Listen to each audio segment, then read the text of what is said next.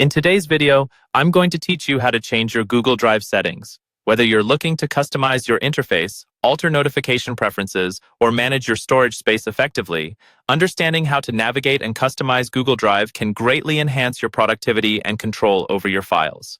Let's get started on this journey to personalize your Google Drive experience. First things first, you need to open your Google Drive. If you're already logged into your Google account, simply go to drive.google.com in your web browser.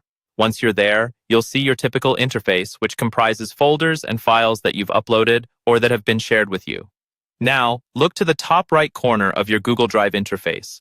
You'll find a gear icon, which represents the settings menu. Clicking on this icon will open a drop-down menu.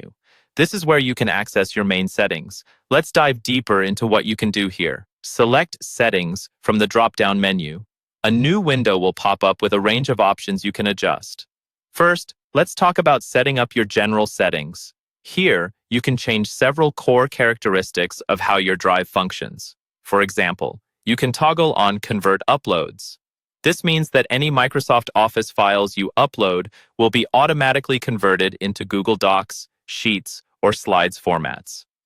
This feature is especially convenient if you frequently work with teams who use different software suites. Moving on, you'll see the section for notification settings. Google Drive can send you email updates about activity concerning your files. You can decide if you'd like to enable notifications to keep track of the changes others make to your shared documents. This could be particularly beneficial when you're collaborating on projects and need to stay updated on modifications.